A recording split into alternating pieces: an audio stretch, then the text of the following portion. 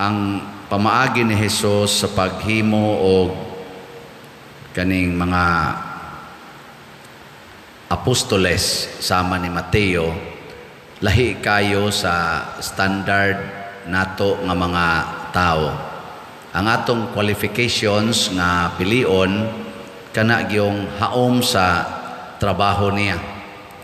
Pananglitan o motrabaho ka o kaning accounting, graduate sa gyud ka og accounting.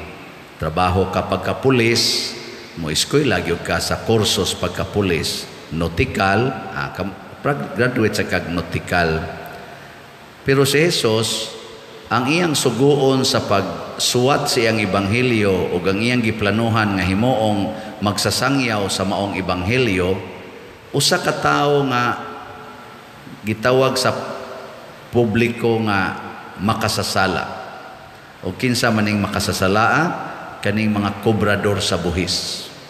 Lisod kay suguon nimo ang usa ka tawo nga naputo sa sala sa pagsangyaw sa pulong sa Ginoo. Murabag unsa may gipakita ni Jesus dinhi nga way arang niya. Si San Pablo sad ug atong hisgutan ang iyang kinabuhi, iya sang gitawag sad siya ni Jesus samtang naglutos pa siya sa mga tinun-an ni Jesus, iyang gipangpatay, iyang gipapriso. Aning panahona katong padung siya sa Damasco nga porte na gid niya kaagresibo nga mo lutos, kadto pag yung panahona nga siya gitawag ni Jesus aron suguon nga mahimong apostoles or apostol ngadto sa mga dili Hudiyo. So way arang sa Ginoo. Nya kay wa may arang sa Ginoo, kita sang mga tao nga nagsunod niya, mutuo taani ug mulaom taani.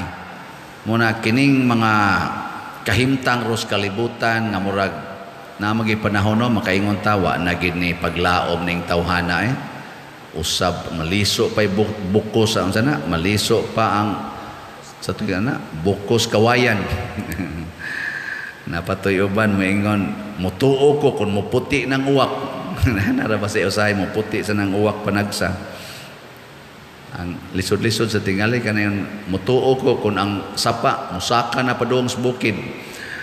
Mga imposible ba?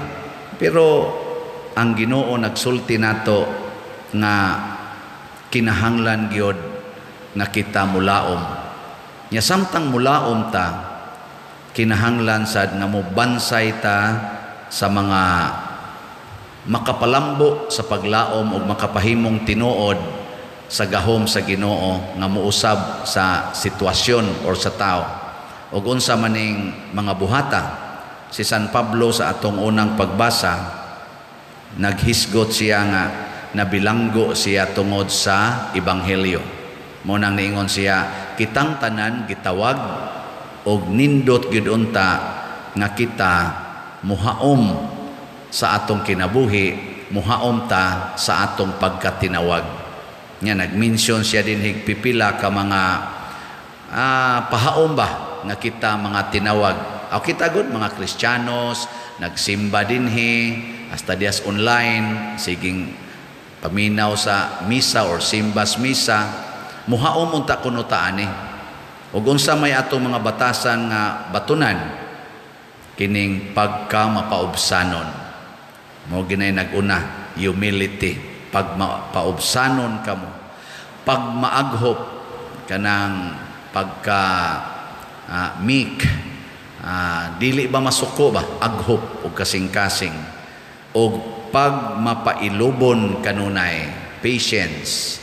So kaning meek, humble, nya patient nga tao mao ni siya ang makapausab, dali kay ni siyang makapausab sa kasing-kasing o sa sitwasyon. Bisan diha sa pamilya, tistingin ninyo, gubot kayo inyong pamilya, pagpaubos lang, dawata lang yun nga imo ng pamilya, puyo diha ay pagsiglakaw-lakaw ay paglikay, lingkuri ba, yak ang maong sitwasyon, pagpailob niya, ayaw sige kasuko, nawa, di ba? nigsunod anang panahon makaingon gyud ka epektibo man sad. Na datoy nag-away nga pamilya nga portig yung gubuta. Sukad pa kuno pagkaminyo nila portig yung gubuta. Sa dihang nagpatambag nga rin ako, niya akong gitambagan nga dawatan ang imong asawa. Aron sa dang imong asawa di na magsigigyaw-yaw. Sige sa kagreklamong banaha ka. Niya antusa gyud. Niya pagampo gyud maayo. Mao na to ang among termino, ampo, alagad, antos. Mao na among termino. Sa dihang gi-practice ni Sbana, karon magsigim nagsulti nako. Wa na gyud kuno sila mag-away. Gimingaw na kuno siya usay yang hagdon niyang asawa. Dai mag-away sa tay kada adlaw man ta sa una, karon di na ta mag-away. Ilag yung awayan sa una kana gyud kwarta gyud. Kwarta. Karon kuno din agin sila maghisgot bahin anang kwarta. Kanang relax na gyud kay sila nako. Giunsa man na ninyo? Ampo, alagad niya antos. Pareha, maura ba ni haom-haom ra ba ni ani? Ipakita ang inyong gugma pinaagi sa pagtinabangay. Ang gugmas ba nag-asawa magtinabangay, tabang og hugas plato, tabangan sad. Oy nindot kay na kana bitang imong asawa nagmoytig sabon nya ikay tigwaswas sa plato. Kadindot ana no.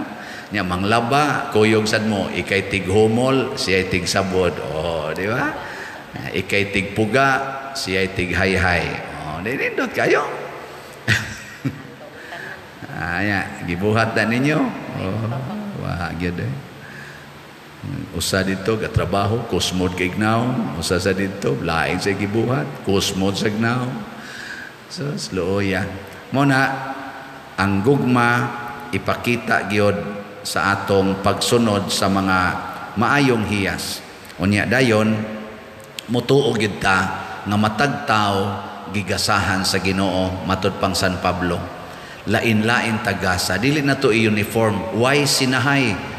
Kining tanan na to mga talent, mga gasa, ato ning tipunon kuno para pagpalambo sa atong simbahan, sa atong pagtuo. Tinuod gid na, bisan gani ang bati nga tao, magamit nato pagpalambo sa atong pagtuo. Kana mga drug addicts, kana mga kawatan, tulisan, mga kurakot kayo. Muna gipakita ni Kristo mo itong paghuman yung Kristo tawag ni Mateo, gitigom nila ang mga makasasala, dungan silang kaon dito. Ang mga Parisiyo nga, why virtue aning pagka mapailobon, pagka mahigug maon, criticize dayon, nanaway dayon. Pero si Kristo, lain kay siya gunahonay, ingon siya, mianhi ko para sa mga makasasala, dili sa mga matarong. Karon kita sad og makakita tag makasasala mo ingon sad ta maora ba ni sila gianhi ni Kristo ato sa ni silang atimanon sama sa paghigugma ni Kristo nila nya sa atong pagbuhat ana mainila kaayo ta sa kalibutan. Matod pa sa atong tubag sa Salmo, ang ilang mensahe mikaylap sa tibuok kalibutan. Ang mensahe ni Saint Francis of Assisi, ang mensahe nila ni Mother Teresa, nila ni San Roque, San Isidro Labrador, o kining mga apostoles sama ni San Mateo, labi na gyud kay nagpakamatay siya, hangtod karon mikaylap sa tibuok kalibutan. Ug mao ni ang makahatag og dakong paglaom og kausaban sa kalibutan.